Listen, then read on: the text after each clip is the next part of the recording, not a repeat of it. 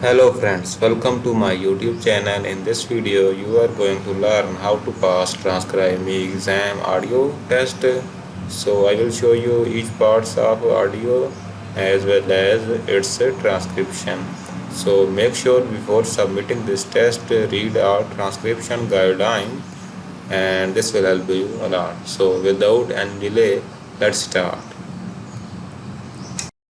Marathoners because he hurt his ankle and then his knee, and he came and he said, look, I have adult on. Yes, actually my story starts with somebody from MIT way back, a professor here who went on to win the MacArthur Prize and a whole variety of other things, came to me and he said, look, I had to stop running the marathon, training for the marathon. He was one of the early marathoners because he hurt his ankle and then his knee, and he came and he said, look, I have adult onset attention deficit disorder.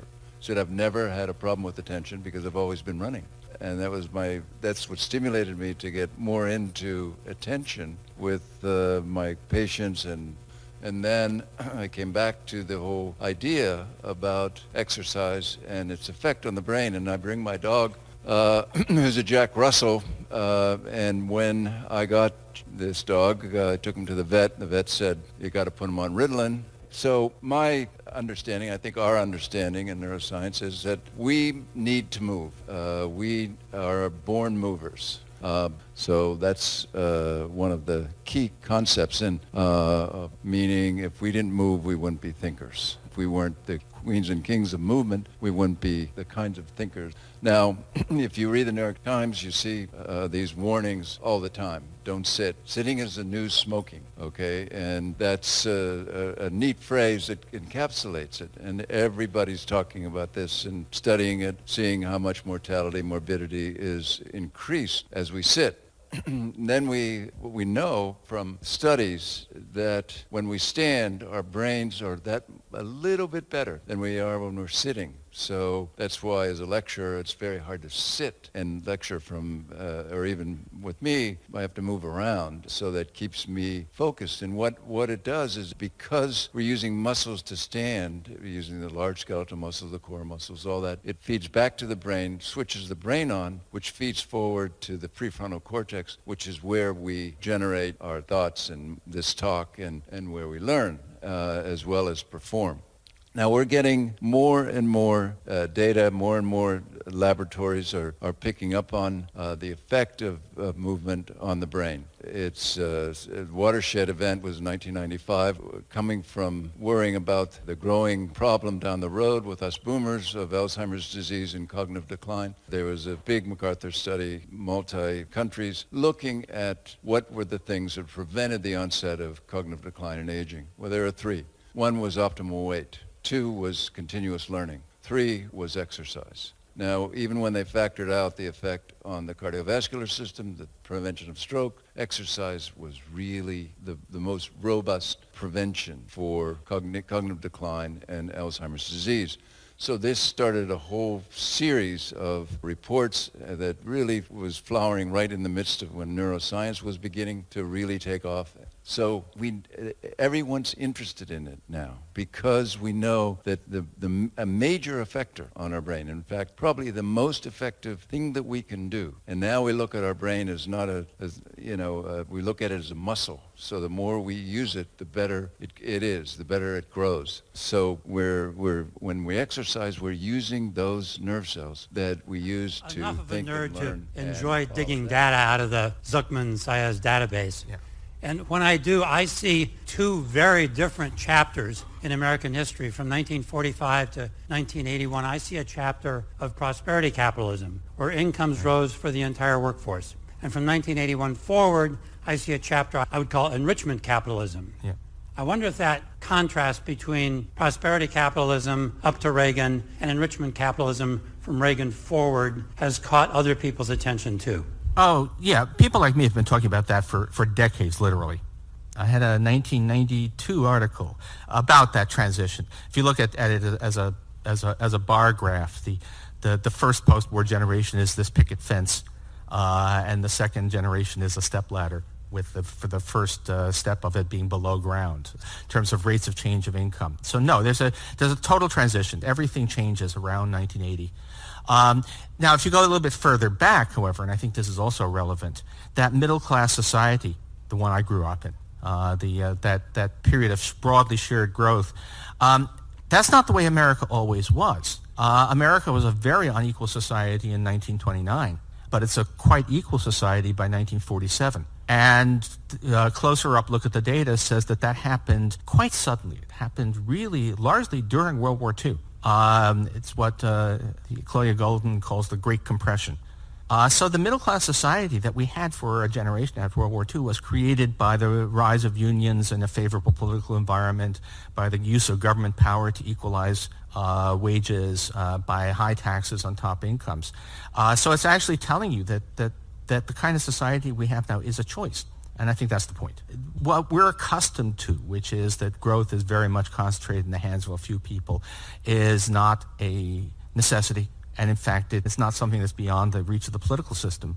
We remade ourselves away from a plutocratic society once, and we could do it again. The question is, how does the race question fit in as an overlay to all of this? And when we talk about the prosperity society, was that truly a prosperity society in terms of distribution? We can talk about capital accumulation during 200 years of slavery. There's a new debate about reparations, which is going to permeate a lot of the political discourse. How do you play that out in terms of an analysis and then obviously a political program? Yeah, the truth is that despite a lot of overt racism, that post-war period of prosperity was even blacks benefited from it. That doesn't mean that there wasn't also a horrific amount of raw racism in the society, but there were benefits for just about everybody.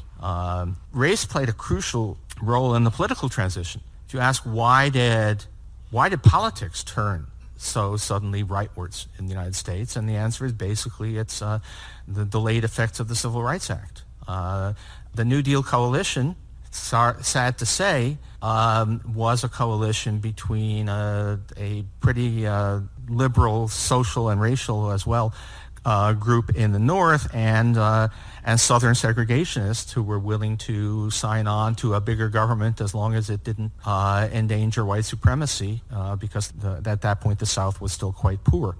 And so what's happened now is the racial issue is critical to everything. The race is why the United States doesn't look like other advanced countries in terms of a social safety net. You know, it's central to everything. But maybe we can transcend that. That's one of the big unanswered questions. So I thought one of the things we're going to sort of do today is have a little. We're going to be talking about food, but also a little primer on economics and the economic perspective on our food system. Yesterday we were talking a lot about eating. That was the day devoted to actually consuming food. And driving up this morning, I was thinking, well, there's an economic perspective on what an eater is. Maybe you could give us a little primer on what behavioral economics is, and then how a behavioral economist would look at somebody who's eating. Okay, so behavioral economics it's basically economics as if you were talking about real people, which is kind of a strange thing. But textbook economics has the idealized notion of homo economicus, of people who know what they want and are hyper-rational about getting what they want and make rational choices, and it's all for the best. Our baseline assumption in modern America is that people are rational, consumer choice should be entirely unconstrained.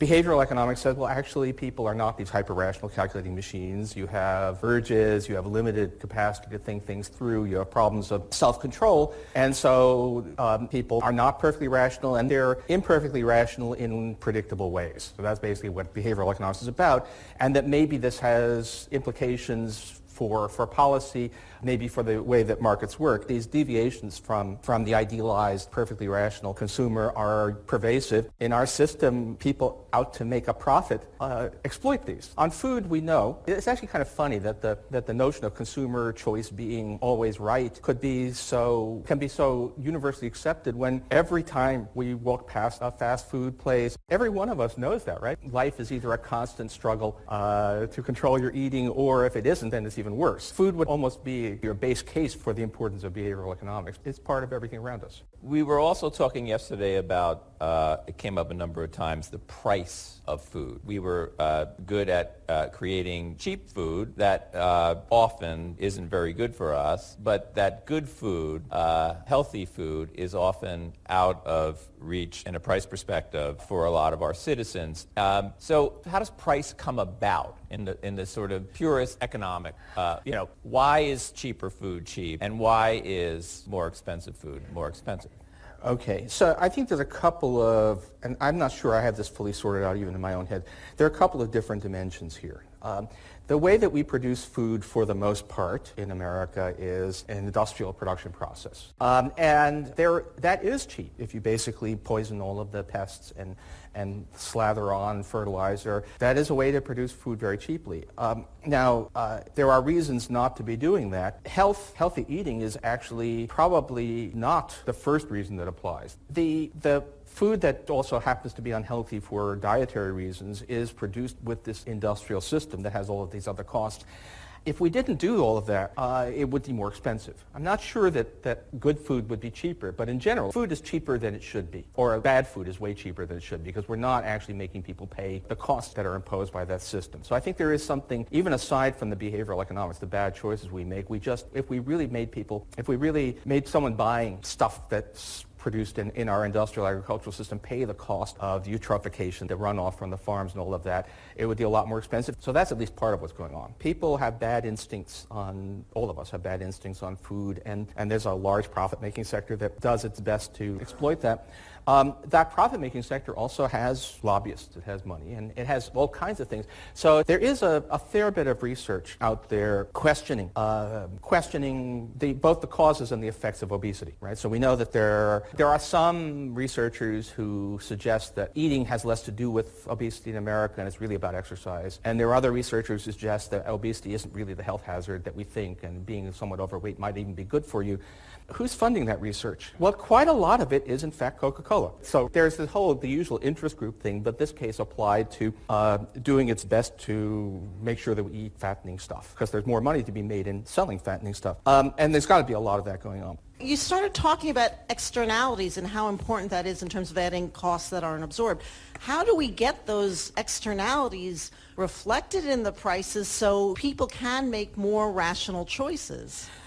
Okay, all right. The classic economist answer is charge people for the damage they're doing. So you have an effluent tax, or you have a licensing system with tradable licenses so that someone who wants to do this stuff has to buy them.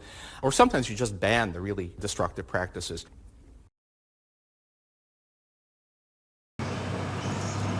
So friend, this is the audio test of Transcribeme files part A, part B and part C, and before submitting this, make sure apply all Transcribeme transcription guidelines. I hope this video is helpful for you, and if you have any question related to this, simply ask me in comment section. I will answer there. So like this video, don't forget to subscribe my YouTube channel. Thank you very much. See you soon in the next video.